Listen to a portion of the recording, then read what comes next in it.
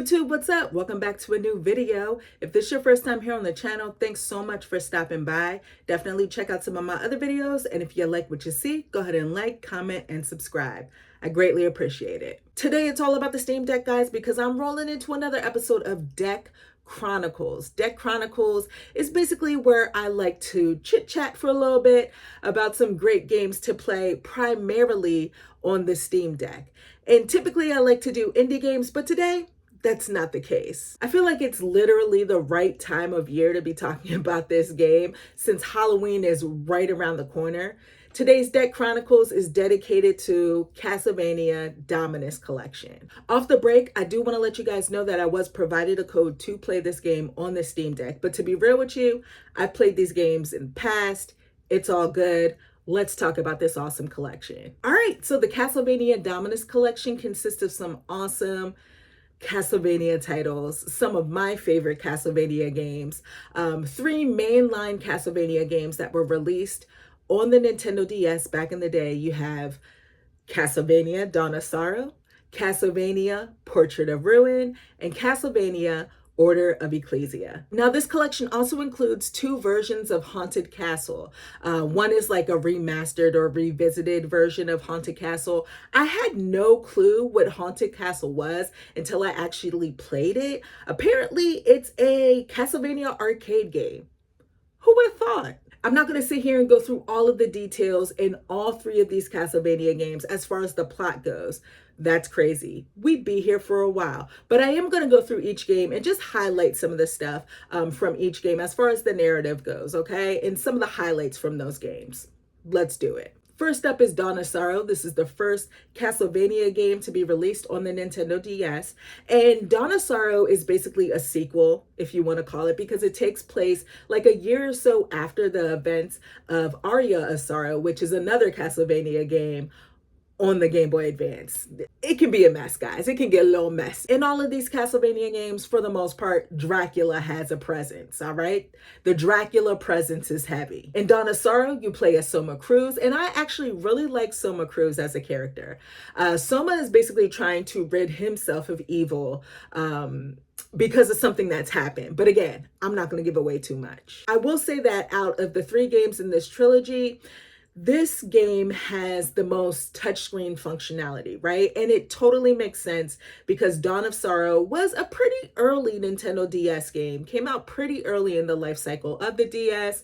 And so touchscreen was present in all of those games. I thought it was pretty awesome on the Nintendo DS, but on the Steam Deck, not so much. The touchscreen functionality comes to play when you have to like unlock these magic seals, right? So it'll be for doors if you're fighting a boss. And towards the end of that boss battle, you might have to do a little motion on the touchscreen in order to swipe the direction of whatever the seal may be.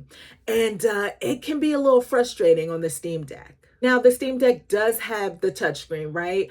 But I don't know. It's just something about, I don't know if it's because I'm used to using the stylus. It just didn't seem as responsive as it did on the Nintendo DS. And then there's Portrait of Ruin, which is probably my least favorite game out of the trilogy, especially that's included in this collection. I played through it. Didn't enjoy it all that much. Portrait of Ruin is different. It's unique in the fact that you play as 2 different characters. I believe they're siblings, Jonathan and Charlotte. I love the fact that Charlotte and Jonathan play differently. You know, they have their own different abilities. And I also like the fact that even though you are confined to this mansion for the most part, I love how they have portraits of the mansion, hence the name Portraits of Ruin. They play a big part in this game. There's also like another baddie in the game, which I won't give away. Again, I'm not giving away too much. But yeah, there's another baddie in this game that they're trying to get answers for. Again, not my favorite Castlevania game in the trilogy, but still serviceable, still fun to play. Then there's Order of Ecclesia, which again, I just said I completed this game on the DS over the summer. This is probably my favorite game in the trilogy. Really good stuff.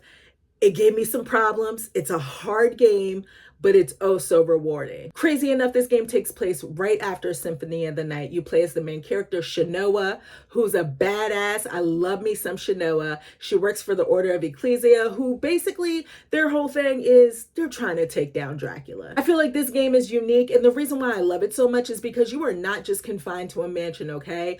It's not a conventional Castlevania game.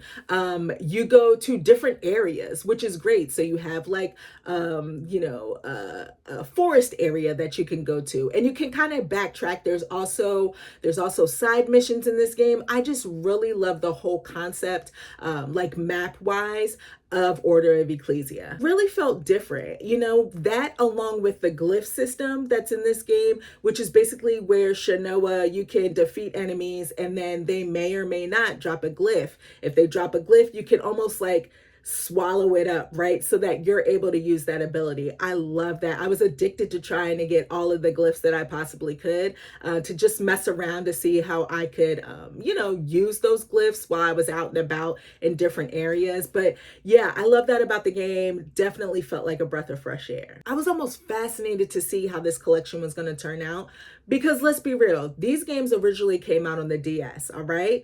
A handheld system with 2 screens, okay? So I didn't know how well it was going to translate on a single screen system, okay? Whether it be the Switch, the Steam Deck, or hell, even like the PlayStation 5 or the Xbox, right?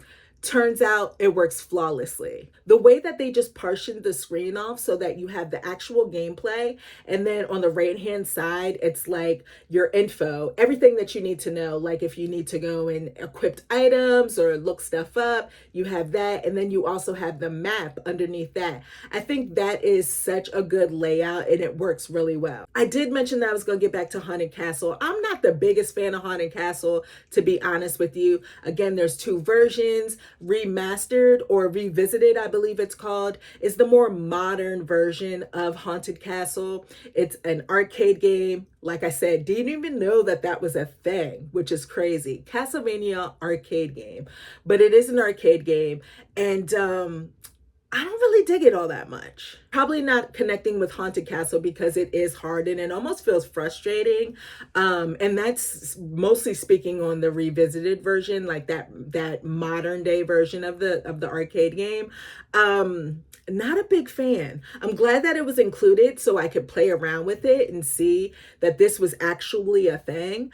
But I don't know if I'll ever go back to playing it. This collection also features some really cool things, which I truly do appreciate. First up is definitely the soundtrack. If you didn't know, you're about to know that the music in these Castlevania games are so dope.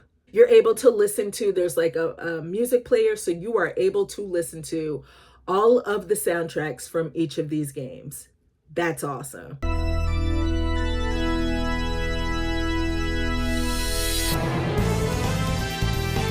There's also a gallery in this game for all 3 of the games in the collection, and you're able to go through each game and look at like concept art. Some of the art has never been seen before. I think it's really awesome to just sit back and scroll through some of the concept art to see it, because it's like, oh my gosh, this is how everything started, and kind of put 2 and 2 together. So the gallery is really cool in this game. They blessed us with the handy dandy rewind feature.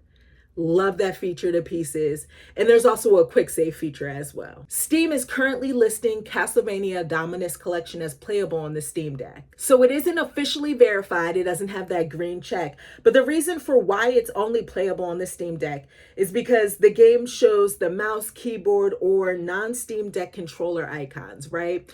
So it is rather hard. I'm not gonna front. I did, hook my Steam Deck up to I docked it and hooked it up to my computer, used an Xbox Series X controller, and I played Dawn of Sorrow. And when I tell you how frustrating it was to try to move the cursor to, unlock a seal, a magic seal, trying to trace out a shape, it was difficult. So I totally understand why it's only playable on the Steam Deck. Everything else runs perfectly on the Steam Deck. It looks fantastic. These are some beautiful looking games. It's just top notch, like I said, like Metroidvania, 2D platformer, action RPG-ish.